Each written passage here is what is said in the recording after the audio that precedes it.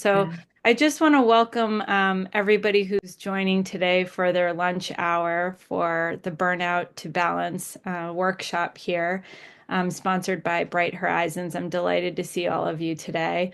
And I just want to share that, from the people who showed up for today, we have a little under 40 working parents, and this is a shared experience, meaning that most of you have young children between the ages of the infant stage to 4 years old. And, taking this time to come together in community with other like-minded parents is so important.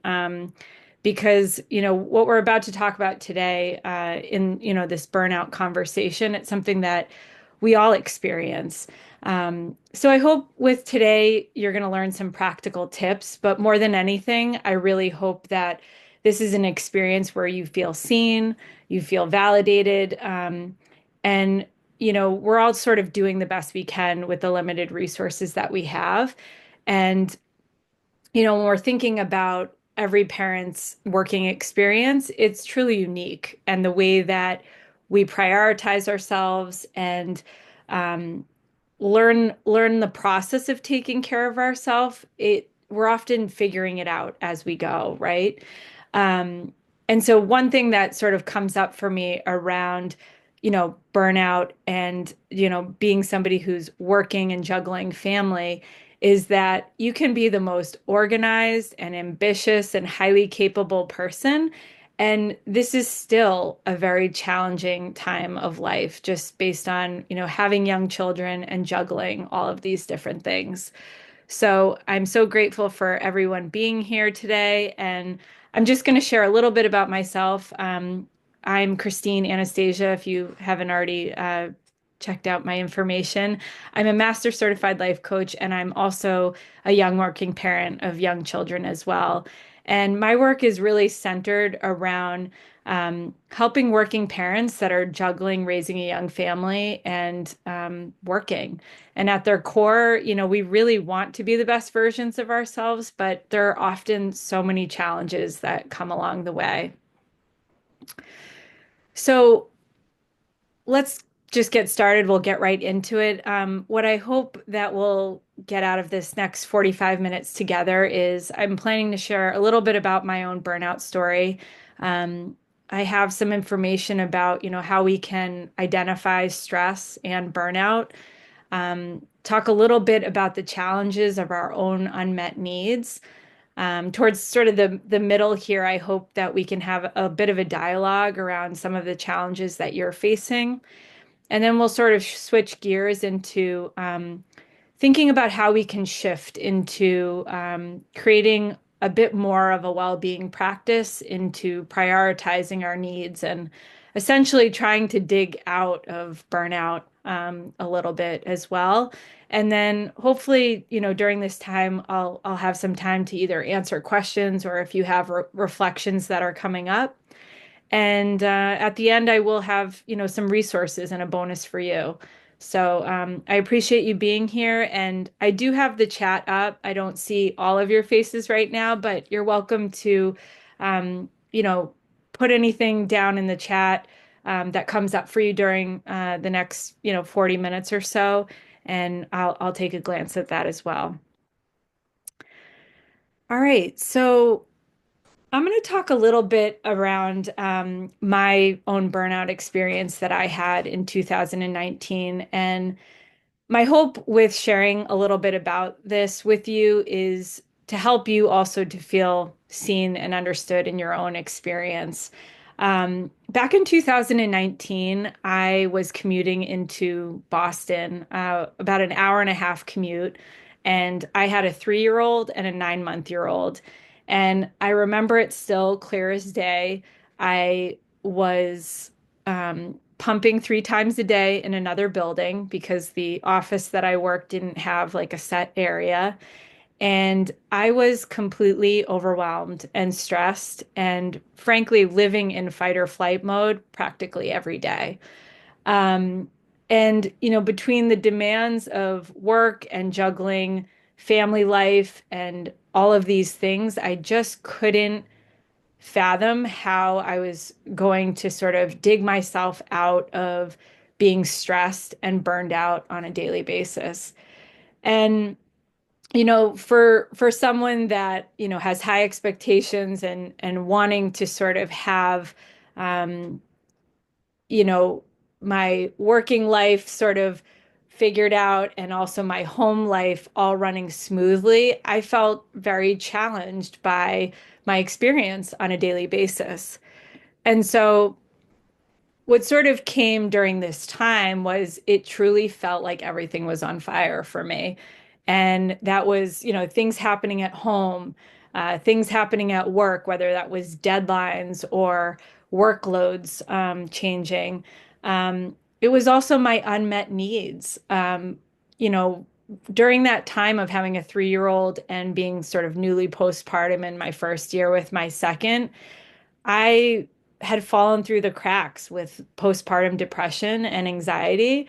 And that was sort of affecting, everything that was happening. And, even if you do go to your doctor's appointment and sort of get checked for certain things, there's still so much that's changing that you can be experiencing anxiety or depression or stress at different points. And it can be really hard to pinpoint. And then there were other things of just, how do you juggle your partnership of dividing and conquering like all of these tasks that need to happen, in your daily life of getting your kids off to where they need to be and you getting to your work desk. Um, so, all of this like arrival of the burnout story and process was things that were happening to me, and I often felt like, oh, if I just kept adding to my list and trying harder, that somehow this was going to get easier, but it didn't. And I was in this state of just being on high alert, which I think for many people out there that have young children, it kind of can go to 0 to 100. So in this next slide, I thought it would be useful to sort of kind of see like what is the difference between stress and burnout, and have any of you sort of experienced some of these things that are happening in either column? For my own story, and I know that this happens to many working parents, is sometimes it's a combination of both, and you're experiencing both stress and burnout at the same time. Um, can anybody relate? Feel free to put in the chat if you're open to sharing, if any of these is something that you're experiencing right now. Um, in thinking about what was happening to me in 2019, I remember feeling very worried and anxious on a daily basis, and my mind was racing.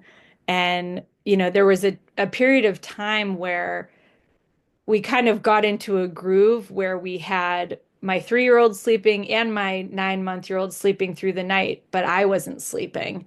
And it made me sort of understand that there was something bigger happening with myself, because we had finally started getting into a groove where our household was sleeping, but I wasn't. And so, when you're thinking about stress and burnout and like how to pinpoint these things, it can be a tricky thing to tend to, because we can't always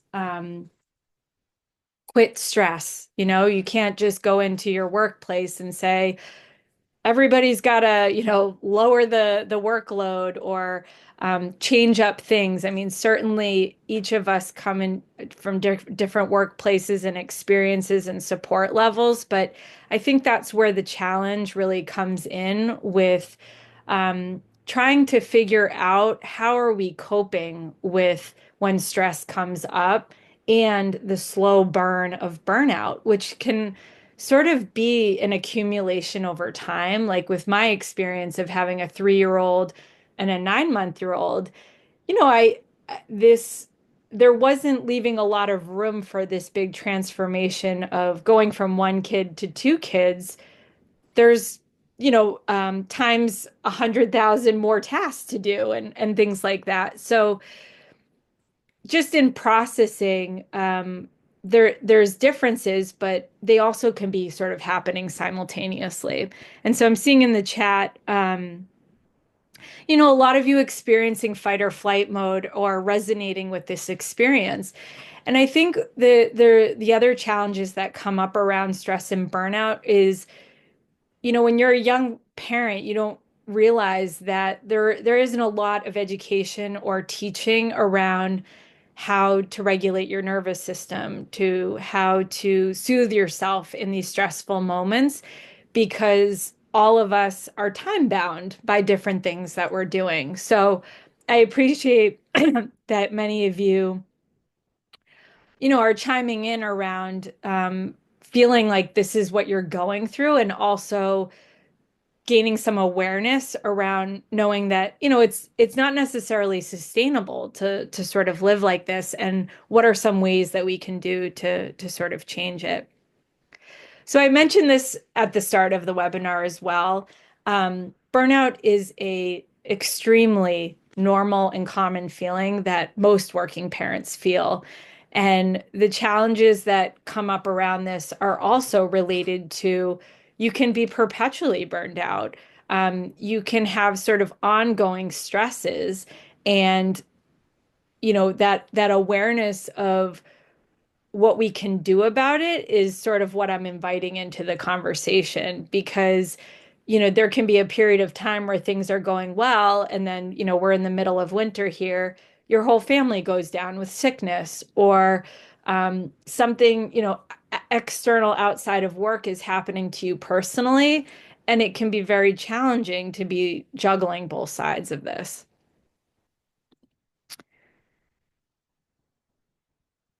So I would like to take just a few minutes here, if you're open to it, to share in the chat, what is the biggest challenge of meeting your own needs as a working parent right now? Because I think it will be interesting to see, um, you know, if we're all having similar experiences, or what's sort of coming up. I'll give you like a minute or two to see if anybody wants to sort of chime in on this.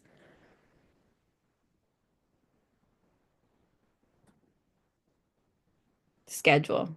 Okay. Time. So these are really common, and for feel free if anybody else wants to sort of add to this, but time is a huge factor, because the majority of our days are filled with our work day, and then when most working parents get home, you're greeted by your children with dinner and baths and prepping for the next day. And so it doesn't necessarily surprise me that time is a big factor, but I think what also is challenging is we're being sort of pulled in multiple directions. Yes, rest is another one, with like sleep deprivation. So in knowing that you're in this intense period of time with young children with high needs, with the lack of sleep, which I also don't think is nearly talked about enough, of just how many years of ongoing sleep deprivation you can be experiencing. What can we do about this challenging period, and how do we make the tweaks to support ourselves? Um, this is another one that is very common that I see from Brenda. I think it's also the mentality of motherhood and guilt. When I shared with my mom how I was feeling, she had said that's what it means to be a mom. And I think that this is challenging. I mean, taking care of your needs and prioritizing yourself is often not always the narrative or the thing that societally we feel is like expected or embraced for us to do. And that is a very normal experience that I think particularly women feel, but it can be from all sides. Um, And so today, I think this is a wonderful time also to invite in how we are adjusting that narrative and also helping to um, do better by understanding how that impacts us because of sort of the limited time that we have, and just for like that overarching big picture that it's unsustainable to keep putting our needs aside and not allowing ourselves to care for our needs in the way that we need to be the best versions of ourselves for our family. Um, yeah, here's another one from Joanna. Outsourcing can help, but with limited resources, it's difficult. And this does come with challenges because, for some of my clients and people out there that are trying to come up with ways to outsource, there are financial implications of that as well. So there is this element of trying to get creative to meet our own needs. So let's see here. We're about at 12:50. So recognizing that, time is a factor and, you know, the mentality or the narrative of, guilt that comes up with taking care of yourself. Some of these struggles that I'm seeing here in the chat are also shared struggles among lots of working parents. And, in sort of recognizing that this is sort of what shared experience we have, it was something also that I had to sort of go inward and develop within myself, within my burnout story. And this is kind of a good segue because it sort of highlights how we can sort of shift into a sort of a different, a more upgraded mindset into how you can really take care of yourself in a consistent way, in a way that feels supportive to you. And really, that is because that's what's going to not only help you, but help your family and sort of the better part of how you function. So the microshift formula was something that I came up with because, like you and like many working parents, our lives are kind of like going back to that slide that I had where it feels like everything is on fire. And so essentially with this microshift formula, it's really thinking about how can I begin in a small and practical way to take care of myself so that even though all of those things are happening, I'm beginning somewhere. And what I'll share with you is that really started with my mindset. Because when you're in this place of being a caregiver and tending to your family's young needs and your partner and your extended family, there's very little room to figure out where you can put yourself. And so trying to sort of invite this process in of, okay, I need to sort of update my mindset into I have to take care of myself in a small way because if I keep going further and further down the list, it's going to, not only affect your physical, mental, emotional health, but your needs become continually unmet. And that's what sort of creates more resentment and rage and discomfort because there just isn't that room that's allowing for you to do it. So these are kind of the steps that I took in order to sort of wrap my arms around how I could begin to take care of myself. So I knew I needed to upgrade my mindset a little bit, where even if it was in a small way, I was going to begin this process. The next was, just the habit forming.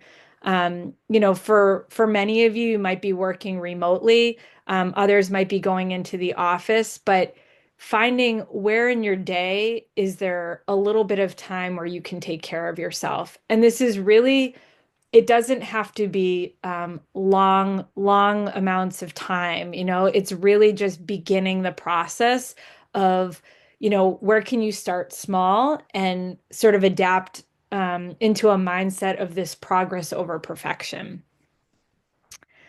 Let's see here. And so with this process, I really dialed into, it's about shifting my mindset, building in the system where it was, where in my day could I begin to carve out some time for myself and then begin the process of implementing it. But with all things, with being a working parent, this also can still feel like a struggle because, there are lots of barriers and anything and anything will get in your way to prevent you from sort of taking care of your needs. And so it is a muscle that you're sort of flexing every day. And, you know, finding sort of some options where you can pick a time of the day that you can commit to, whether that's morning or lunch or evening. And when I was sort of in the process of starting this, I ended up finding like 20 minutes before everyone was awake. And, in thinking about sleep and young children, that might not work for you, but it was a way where I could just have 20 minutes to myself to do some small stretches and start to begin this process. Um, and, when we're thinking about sort of well-being and self-care and all of this whole presentation today just might be about the invitation to begin, you know, starting to take care of your well-being if that's been something that's been a challenge for you.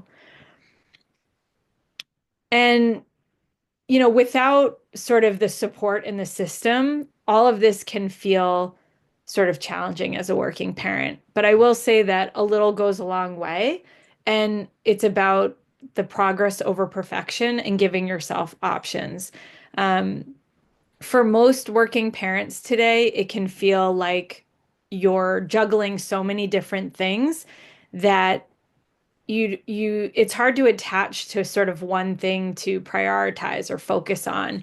And so that is where, having this consistency of incremental steps and incremental times allows you to sort of begin and start that process. And every most of us today that are here, have young children under 5, and this three-step process that I sort of developed is it's sort of a combination of sort of support and system, and really with the intention that you're leading with that. And when you're thinking about your day and all of these different responsibilities that you have, it's inviting yourself into the process that you matter and that taking care of your needs is something that you have to put into your day. Because the alternative is, feeling that perpetual exhaustion, getting sick, getting sort of anxious and depressed and not really like clicking into that you need to also take care of yourself. And so these were some of the options that I sort of came up with as a way to be able to think about, whether it's in your day or your week or your month, like how in a practical way can I start to take care of my own needs? And so on any given day, I know that if I only have a couple minutes in my day, I can put on a YouTube and do like a couple minutes of a meditation, or I can take sort of like a micro break and go out for a walk for 20 minutes or do some stretching. Another one that I like also is thinking about like a micro event, like what's something that brings you joy or relaxation or just being in community with other parents or a friend going for coffee. Like what's something that you can put on the calendar that you look forward to. And so these are just small ways to like allow your brain to wrap your head around like what is something doable that I can do within my day, my week, or my month. So you are put into the mix of having that prioritization of your own self-care and well-being. This is from Bethany. The meditation, stretching, walking all have benefits, but knowing that you are doing something for yourself is a huge benefit. And it's true. And I think that, processing your experience, even being here today, Um, Most of us are either at work or we're with our families, and all of this can be really challenging. Joanna wrote here the free app Insight Timer for meditations or talks. That's awesome too. These are great little small ways to put them into your day. And, I think for most of us, we wish we had lots more time for our own self-care to replenish, to do all of that. But in today's fast-paced world and the time of your life that you're in, it's sort of those smaller incremental moments that you can take wherever you can. Sometimes even for me, my kids are a little bit older than the baby stage, but if I'm, you know, going to a gymnastics event like a activity in the afternoon, I might take a walk while my daughter's doing that, like thinking about like what are the small ways where you can take some time for yourself, um, and not just let yourself not do something like that or kind of mindlessly do something else. So let's see.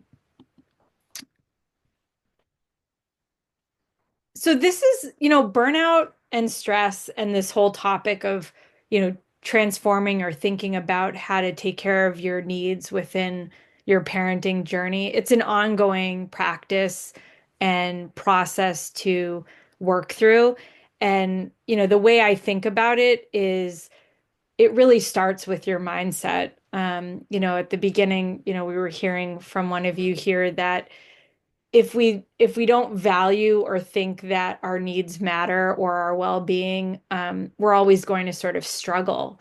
And it's okay to still feel guilty when you're taking time for yourself because the opposite is just finding yourself further and further in burnout.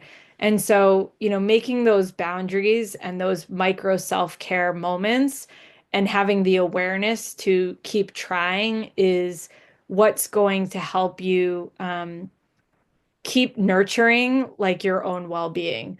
I think that, there was something else that came up for me around boundaries, and this might not be what everybody would necessarily do, but sleep can be very challenging during these years where you're exhausted, you're stressed, you're burned out, you're sleep deprived.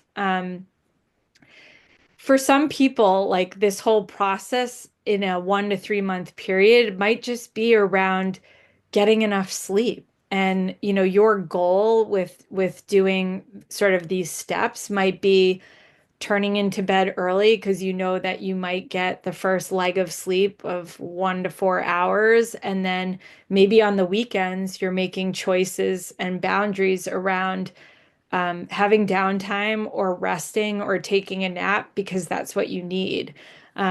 So these tools and tips are often around thinking about your pockets of time in a way that support you.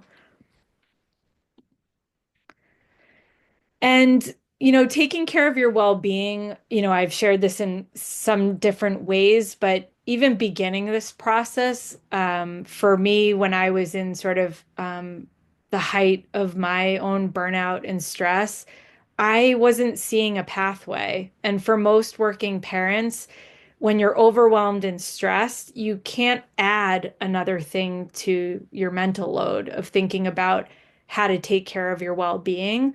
So, when I break this down today, it's about really just beginning and finding sort of a small way to do it. And that's where I really like to break it up into sort of these micro steps and micro moments. Um, that's sort of the way that you can come out of um, that overall stress and that being on the hamster wheel and like the overdoing and sort of staying in that mode instead of sort of backing out of it and saying like, all right, how can I pause? What can I be aware of that is going to support me and sort of shifting out of it. So it's a little bit of the mindset as well.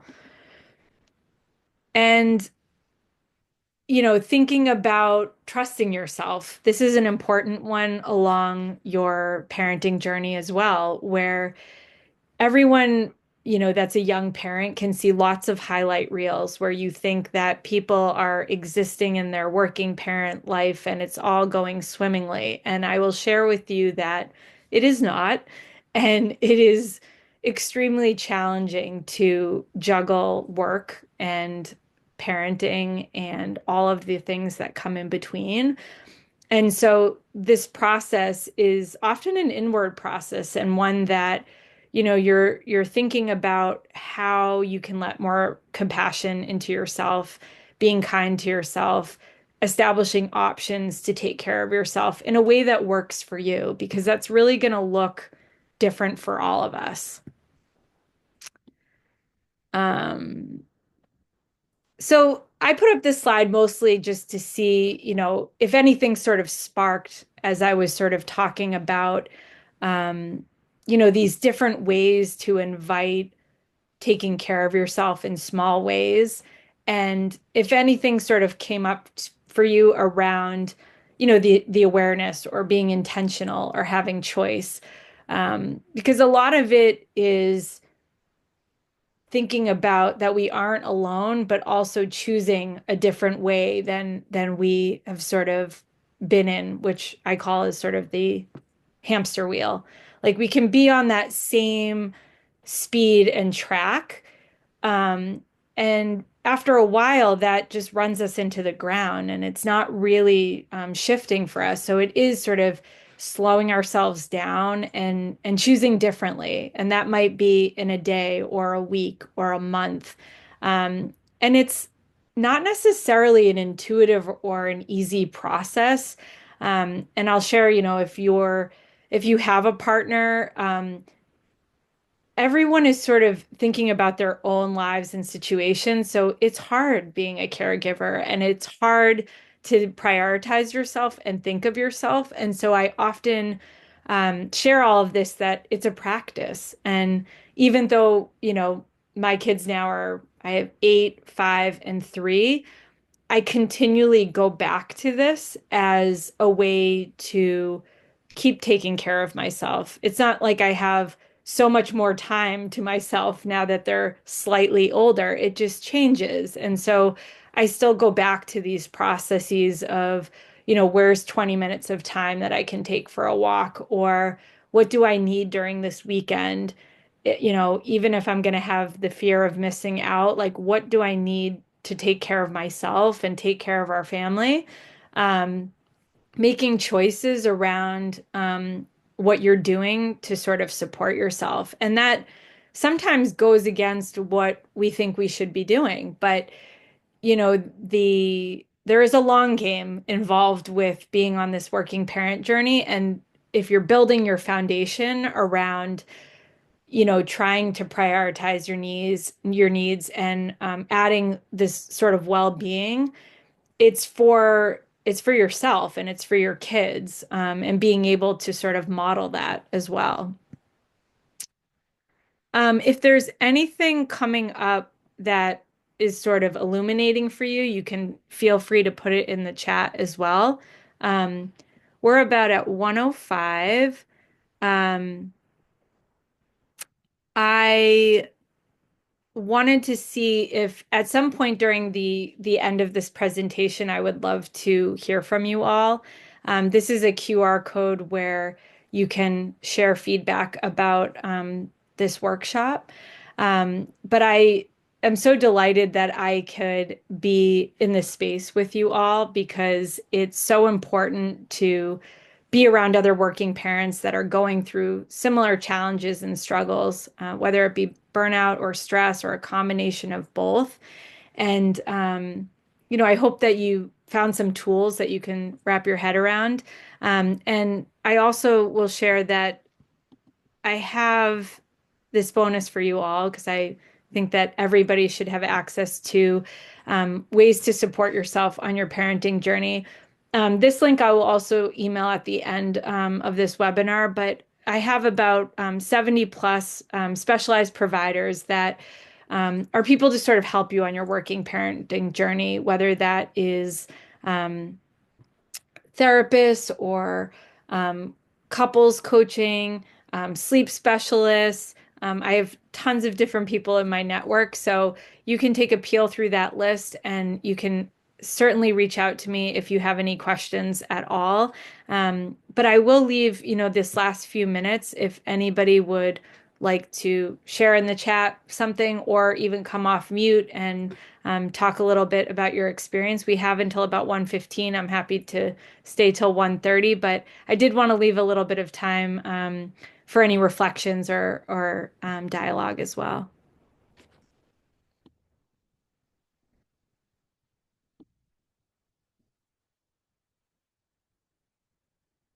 And probably some people are jumping off just because of lunch and meetings.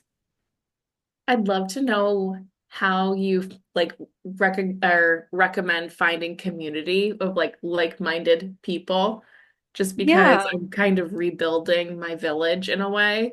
Yeah. Are you located in Boston or what town are you in? Yeah, I'm up in the North Shore in Georgetown. In Georgetown. Yeah. So, you might already be sort of involved with some private Facebook groups, but I find that there are often a lot of, either working mom groups or small groups where you can start to kind of find out about some events. But I can do some digging as well because there are becoming a lot more places that sort of have community events for working parents or spaces to sort of get together with other people that are sort of going through, similar things on your parenting journey. And there might be some on the North Shore that I can sort of check into. I know that there is one that recently opened in Holliston called The Herd that has sort of, a space for young children, working parents. They offer workshops and different things, but I'm happy to take a peel through to see if I can, offer any resources there as well. And if anybody else is on the North Shore and has any suggestions, feel free to chime in as well.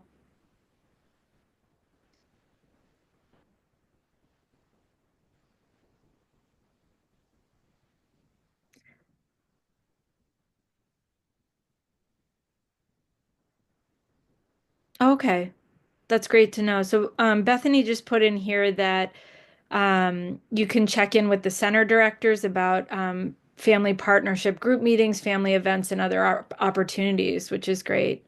And I would imagine the center director would have more information about that. But also, there are sometimes virtual support groups and other sort of entities, but I'm also finding sort of as we move a little bit further away from the COVID years, I think a lot of working parents are also craving in-person events. So, sometimes doing searches for, you know, working parent groups or some, I know in Wellesley there's like a working parent nonprofit. Um, Even asking in some of those private Facebook groups might be a start. But I do think that there's lots of people that want to get together with others just to sort of share in their experiences as well. So I think that's a great place to start. If there's anybody else that has any questions or reflections or anything else, feel free to jump off mute or put them in the chat as well.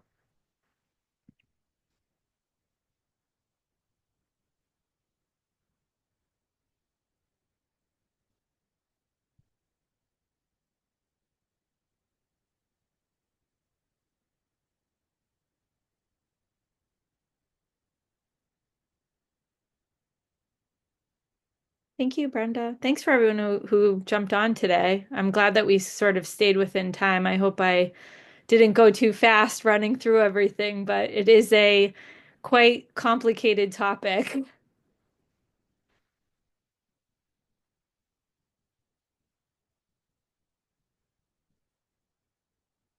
Christine, thank you so much for your time today. Sure. Really appreciate it. What will the follow-up be that you provide? I know you said you recorded. Will you be Yep. sending the So recording out via email? Yeah, I will send the recording for anybody who had to either cut out early. I'm also going to, put in that feedback form if anybody could sort of put in some information about what they felt about today, and also those resources as well that will probably have some interesting just supports there for the working parents today. So I'll send that out by email to everybody. Thank you. Great. Oh, thank you for that note. Wonderful. I'm glad it was helpful. And if anybody has any questions or, looking for more support or resources, feel free to reach out to me as well by email.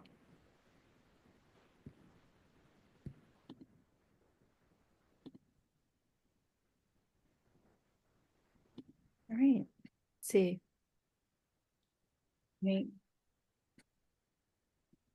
Let me just